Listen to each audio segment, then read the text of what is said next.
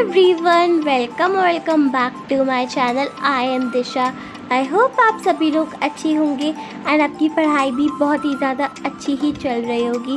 So guys, this video is going to contain the clip of 14th May 2025. In this vlog, I am going to show you my whole day routine from waking up early in the morning to late night revision. This video has all the real stuff, no filter, and the clips of a NEET aspirant 2026. सो इस video को start करते हैं बिना किसी देरी के।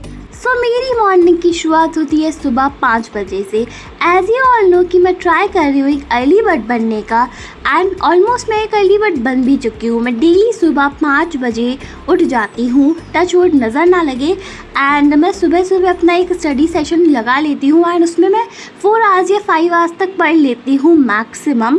And Divyanshi भी सुबह लाइव आने वाली थी, बट थोड़ा सा उसका लाइव डिले हो चुका था, तो मैंने सोचा कि अपन जब तक अपनी फ़िज़िक्स की स्टार्टिंग ही कर लेते हैं, तो मैंने यहाँ पे फ़िज़िक्स का लेक्चर लगा लिया था। अब मैं सुबह सुबह ट्राई करती हूँ कि फ़िज़िक्स या फिर केमिस्ट्री ही पढ़ना, जस्ट बिकॉज सुबह सुबह आपका जो माइंड है वो बहुत ज़्यादा फ्रेश होता है। एंड सुबह ये जो होता है ना अपना 5-4 वाला टाइमिंग, इसको ब्रह्म मुहूर्त कहा जाता है। तो इसमें अगर आप कुछ भी कॉन्सेप्चुअल चीज़ें पढ़ते हैं ना, तो आपके ब्रेन में उसकी कैपेसिटी और ज़्यादा इंक्रीज़ होती है। मतलब ये आपको लॉन्ग टर्म तक बहुत ज़्यादा हेल्प करती है। तो मैं सुबह सुबह ऑलमोस्ट फ़िज़िक्स या फिर केमिस्ट्री में से ही पढ़ती हूँ, क्योंकि अपन इसको प्रोक्रास्टिनेट करते हैं कि यार बायो पढ़ लेते हैं सुबह सुबह। अगर आपकी बायो का सेशन अच्छा जाएगा तो आगे का अच्छा जाएगा, बट भाई अगर मेरा बायो का अच्छा चला जाता है ना, तो आगे मैं सोचती हूँ कि यार छोड़ो, नहीं पढ़ते हैं। तो मैंने सोचा है कि मैं सुबह सुबह फ़िज़िक्स ही पढ़ूँगी, एंड मैं फ़िज़िक्स ही पढ़ती हूँ यूजुअली। एंड बायो का जो टाइमिंग है वो मैं इवनिंग में या फिर रात में पढ़ लेती हूँ। तो यहाँ पे मैंने फ़िज़िक्स का लेक्चर ले रही थी मैं। अब तुम लोग सोचो कि यहाँ पे तो मेरे नोट्स बने हुए हैं, बट मैं यहाँ पे लेक्चर लेने के साथ साथ इसको रिवाइज़ भी कर रही थी। मतलब हाफ लेक्चर मेरा जो था वो कंप्लीट हो चुका था, बट मेरा हाफ लेक्चर पेंडिंग था। तो मैंने सोचा फुल लेक्चर को देखते हैं, इससे मेरा लेक्चर पूरा रिवाइज़ भी हो जाएगा एंड मेरे जो आगे के नोट्स हैं वो भी कंप्लीट हो जाएंगे। एंड फिज़िक्स का मैं लेक्चर 2 बार लेती हूँ। पहला लेक्चर मैं लाइव में देख लेती हूँ, यानी कि फ़र्स्ट टाइम। उसमें जो कॉन्सेप्ट हैं वो पहली बार मेरे दिमाग में जाते हैं, तो दिमाग को पता चलता है कि हाँ ये न्यू थिंग आई है।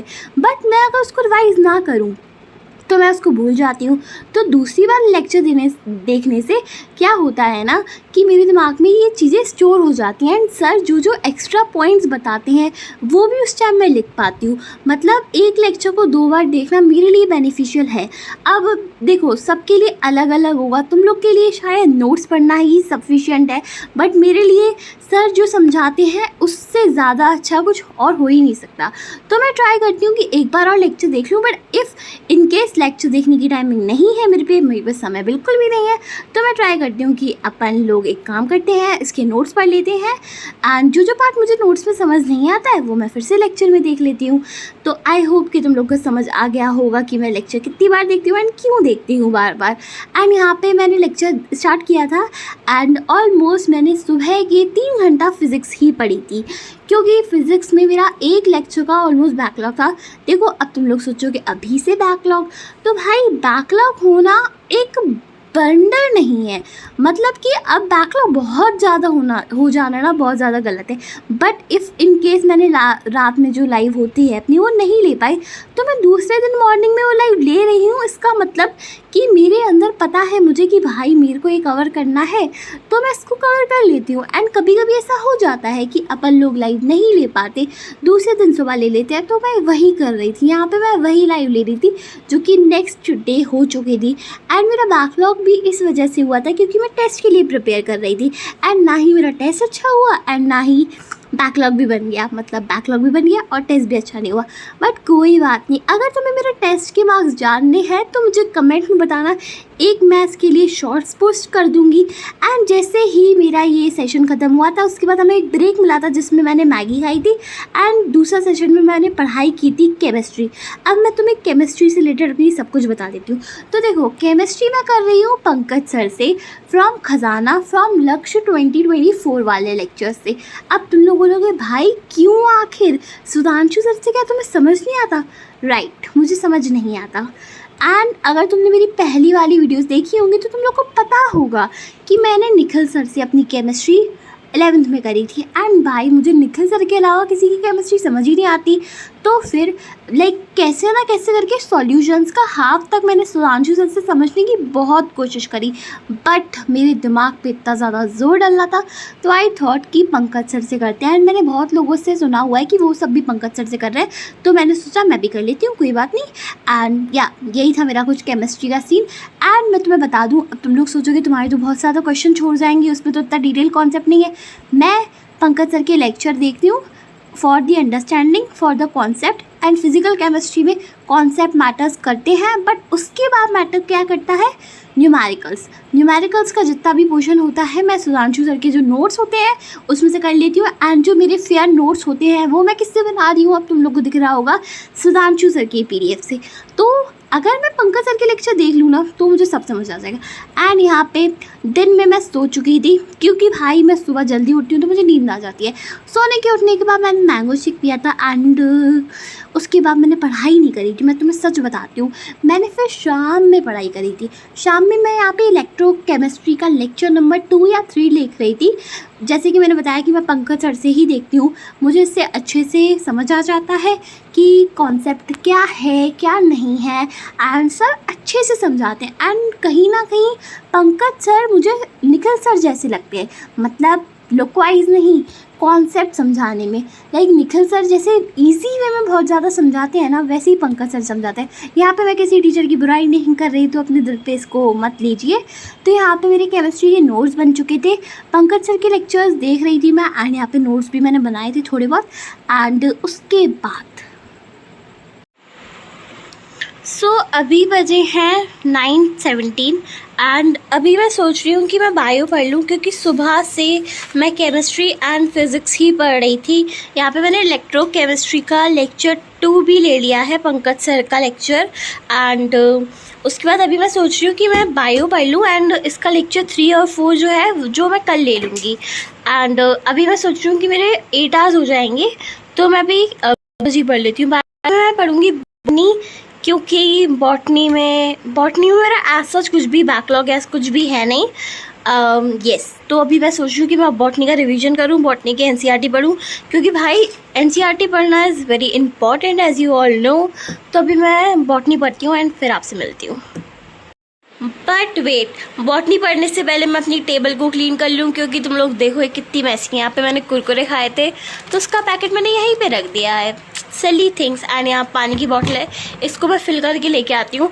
एंड पहले टेबल क्लीन करते हैं, उसके बाद बैठ के बॉटनी पढ़ेंगे। अराउंड मैं रिज्यूम करूँगी 9:30 से मैं पढ़ना चालू करूँगी बॉटनी।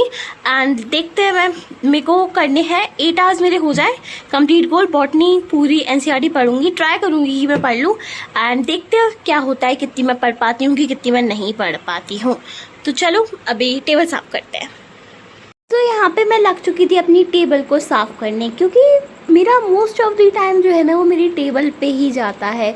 अगर मुझे कुछ स्नैकिंग करने का मन है तो मैं यहीं पे बैठ के कर लूँगी, अगर मुझे कुछ भी वीडियो देखनी है तो मैं यहीं पे देख लूँगी, पढ़ाई करनी है तो ऑब्वियसली इधर भी पढ़ाई ही करती हूँ मैं।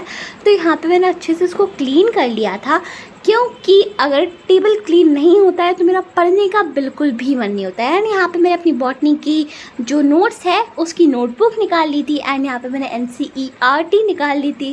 एंड यहाँ पे मैंने सोचा भी था कि मैं NCERT ही पढ़ूँगी, बट क्या होता है आगे वो देख लो।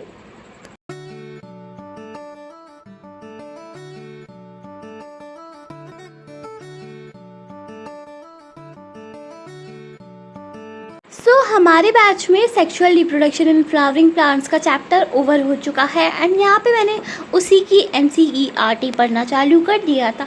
अब तुम लोग सोचोगे हर ब्लॉग में NCERT क्यों पढ़ती है, तो भाई देखो मैं तुम्हें बताती हूँ। NCERT की लाइन से स्टेटमेंट बेस्ड क्वेश्चन डायरेक्ट उठ के आ जाते हैं, असर्शन रीजन उठ के आ जाते हैं। तो NCERT की लाइन ना आपको डायरेक्ट टिप टू टिप याद होनी चाहिए कि हाँ इस NCERT की लाइन में ये था, ये मिसिंग है, ये नहीं है। तो अगर आप इसको बार बार पढ़ोगे तो आप ही की जो कैपेबिलिटी है NCERT को रिटेन करने की लॉन्ग टर्म पे वो बहुत ज़्यादा हेल्प होगी। एंड अभी एक लेक्चर ही हुआ है तो अभी से ही पढ़ना चालू कर दूँ ना मैं। Habibi, come to physics class.